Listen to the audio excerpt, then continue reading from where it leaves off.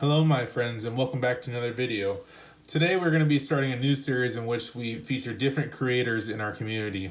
Specifically, we're going to be looking at different locks in which they have modified or changed in a way that's unique and offers insight into how to improve security or even aesthetically improve the way a lock looks.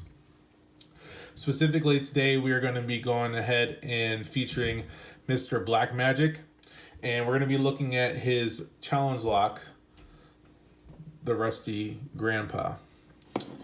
Now, this is a lock that we are not going to pick. That is not the purpose of this video. This purpose is to do a deep dive analysis of the lock itself.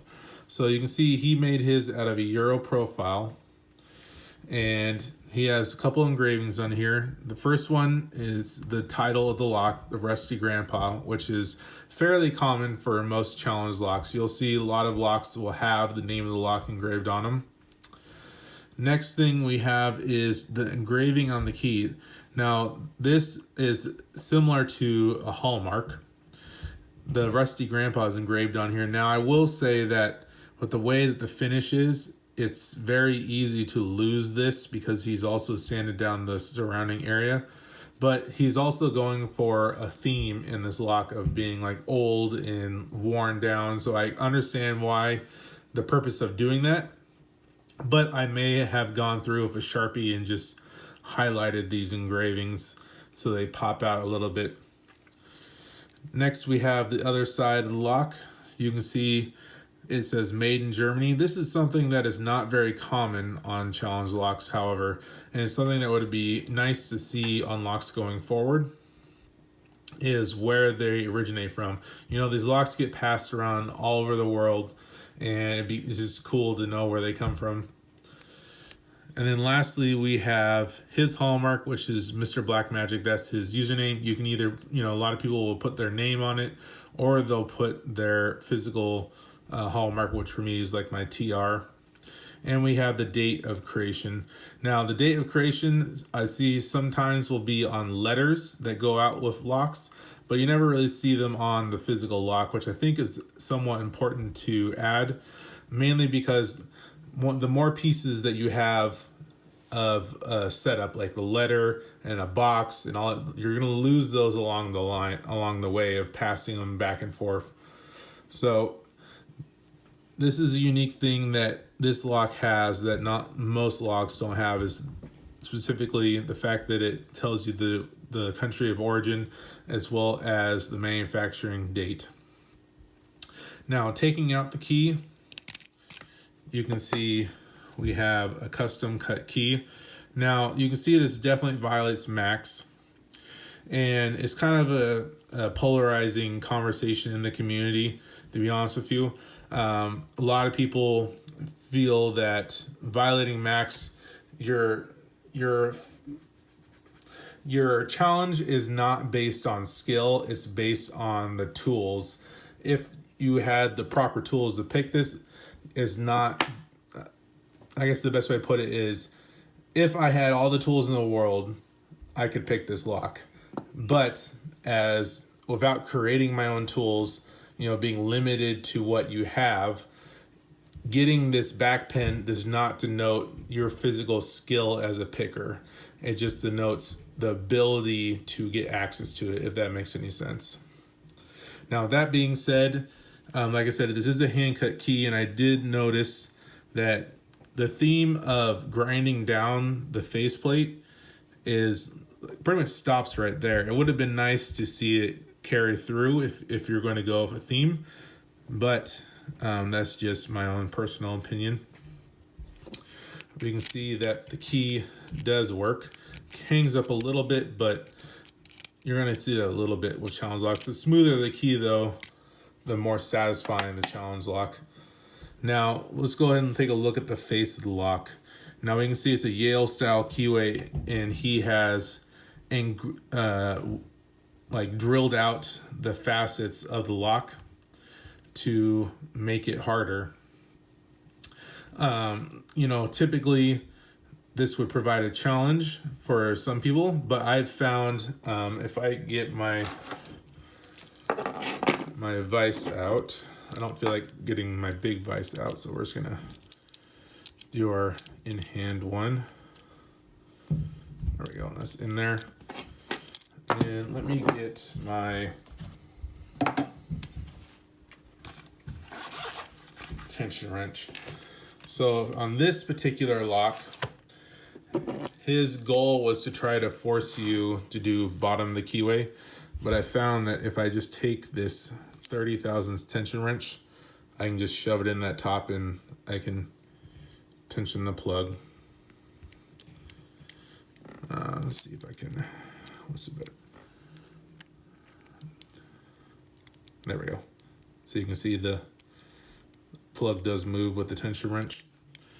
So, I mean, it's not impossible to tension top to keyway. It's not the most comfortable, but when you're trying to pick locks of these caliber, you got to adapt and overcome. Now, I mean, obviously, bottom of the keyway is definitely easy, but when you have a bitting like this, you need that bottom of the keyway to get access to those pins. If we can get this key back in here. There we go. So yeah, so top of the keyway is possible. That's one way to defeat these type of hollowed out keyways. Now I will say that this is one of 3 in his, I guess, challenge lock trio. He has the Rusty Grandpa, the La Petite, and the Breaker all have this similar style hollowed out keyway. It'd be interesting to see what the new, this was the first one, and see on the other 2 if he's modified them more to make that exploit not possible, but who knows. So that's pretty much what we can glean from the exterior of the lock and the key. And let's go ahead and gut this and see what we got in the interior. So we're gonna need a pinning tray. Move this out of the way. And so this has the traditional, I guess, crimp C-clip on. I don't know what you would officially call that, but you can use these spreaders if I can actually see what I'm doing. There we go.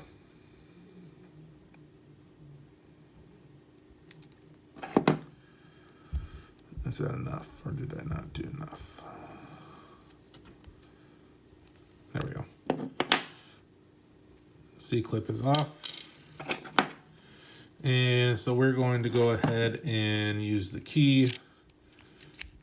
And I should have grabbed a shim and go grab that real quick.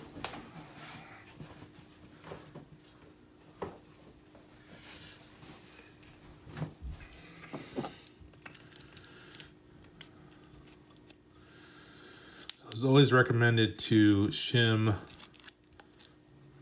locks if you can, because you never know what they're going to have in it. Even if it's all standards, if for whatever reason you have a gap in your follower, it just is a safety feature. There we go. So let's go ahead and dump these pins out. 1, 2, 3, 4, 5. That's not 5.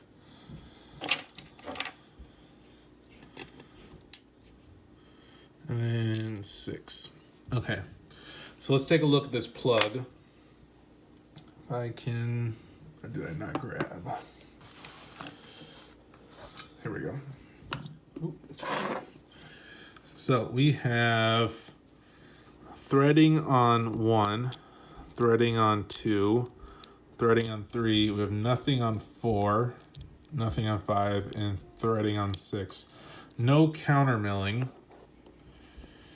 It does appear that there's a little bit of damage from corrosion here. You can see that, which is what the keyway would look like before it was modified. Nothing more to it than that.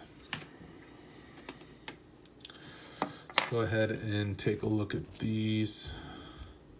Let's get these out of the core.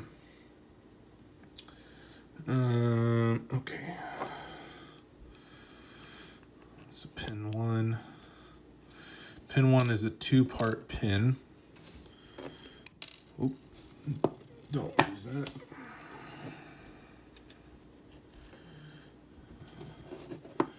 I think this is backwards, actually.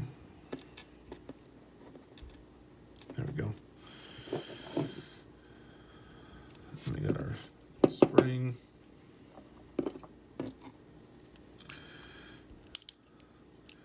We got pin 3, or 2.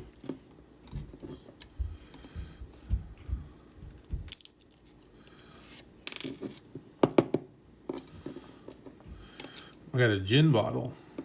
I don't know if he created that or not. We'll look at it under the microscope and find out.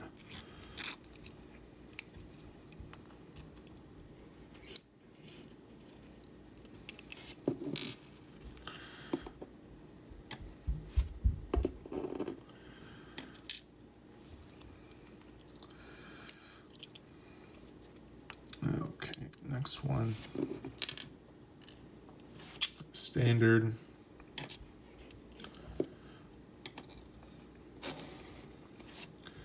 Last but not least, that spring is still in there.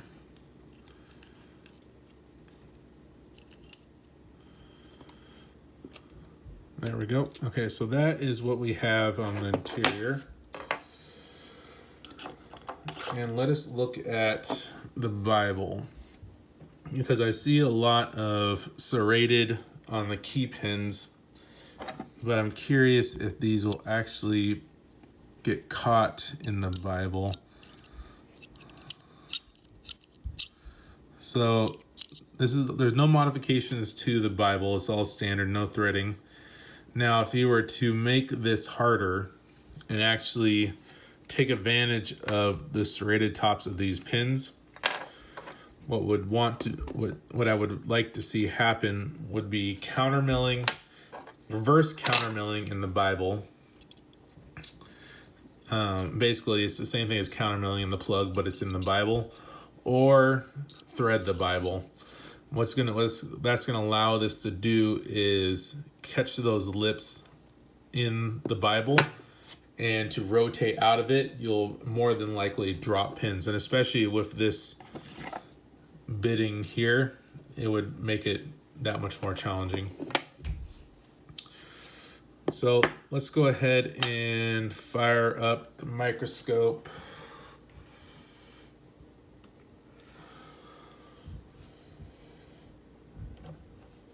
And we're going to look at our first pin. So this is key pin 1. And you can see, if I can get a little bit clearer picture. You can see we got that multi-level spool on top with the single serration. And this is going to give a couple of clicks if you overset it. Now, in tandem with the driver pin,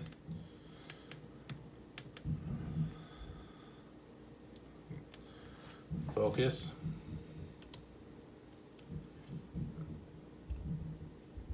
There, that's better. Okay. So in tandem with its driver pin, so let's look at driver pin 1. So driver pin 1 is a 2-part pin. So here is the first half, and if I can, come on, here we go. You can see there's a cup in there. Now this is one of those unique features I was talking about when I was saying that these specific, there we go, that you can see it really good there.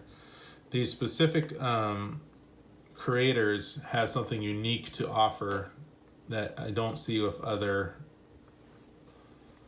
creators in our community.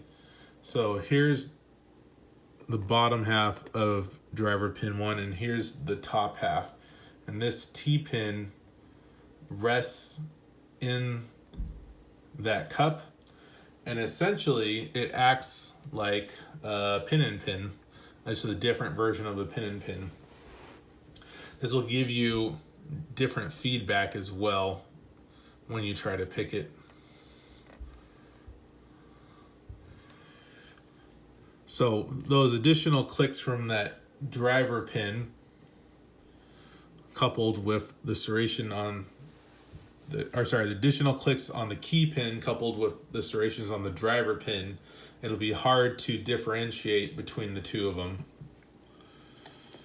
Let's go ahead and look at key pin number 2. So key pin number 2 is one of those pins I was talking about earlier, where if we had countermilling in the top of the plug or serrations, this one would be significantly more effective. You can see we have that very sharp small top. You can actually see that because of the thin neck, it's actually starting to bend and distort, and that's just from probably the tension of slamming into the false set over time. But let's look at the driver pin of 2. And you can see we got a multi-level serrated spool, and this is going to give a nice false set with some clicks. Now this chamber that these pins 1 and 2 are in are serrated, and so pushing those driver pins out of those chambers is going to take a little bit of effort. Let's look at number 3. So driver pin 3 is a multi-level serrated spool, similar to what we've been seeing before. Again, we have that very thin top. It would be nice to see threading or countermilling in the Bible to make it slightly more effective. But it does, because it is a thinner, it's easier to overset it. But you can always pulse tension to drop it. Now this is the Jin spool, and this is the one I was curious if he made or if it was stock. I'm looking for hallmarks or maker tool marks. Looks a little bit on the neck. You can see it's not quite perfectly machined in there. It looked like a saw. Maybe a clamp in the vise, like right there, possibly. And I think most Jins, well, you know what, also this neck is not thinner, or this top is not thinner than the bottle, so this is more than likely one that he made.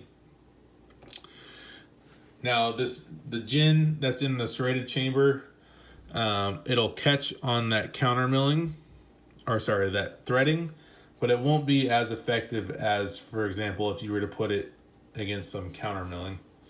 So this is chamber number 4, and this is where we start getting into some interesting pins. So this one is a pretty standard, just thin pin, not thin pin, but a spooled pin with a thin top for overset. But the driver pin that it's coupled with is a heavily serrated spool, and it's a lot longer than some of the other key pins that we've been seeing. So this will sit deeper in the chamber. It'll act like a standard, and then when you slightly push it up, it'll give into the false set, and you'll get those clicks, and then you'll get a counter rotation with that top portion or bottom portion. Now, chamber 5 is where we start getting into the issues. So here is chamber 5. It's a standard pin, but what you'll notice is this a thin pin. And the thin pin, not hard to push up, but it definitely goes into the overset a lot easier. And that's just because it doesn't have the same diameter. So even if the plug is turning still, this still has an opportunity to overset because it's thinner than the regular diameter of the circle.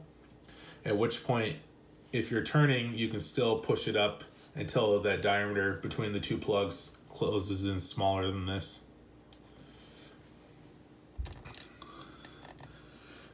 And the key pin on top is just a regular standard pin. A driver pin on top, sorry. And so last but not least, we have chamber 6. And this is the pin specifically in which we have issues pushing it up to the top. And the reason for that is because of that Mac busting key, which we talked about at the beginning of the video.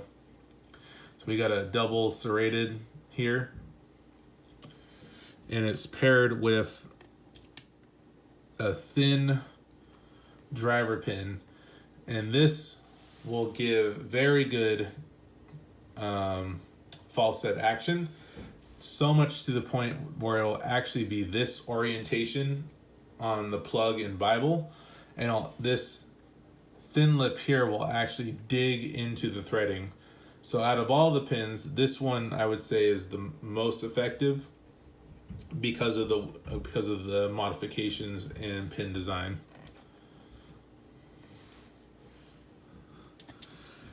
Coupled with this awesome pin design, we also have spring variation.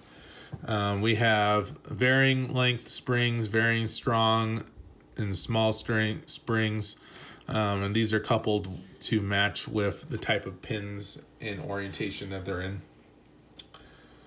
So that is the analysis of Mr. Black-Magic's Rusty Grandpa and his feature creator.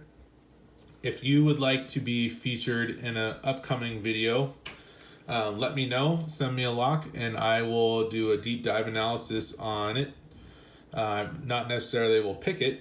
It depends on the video format.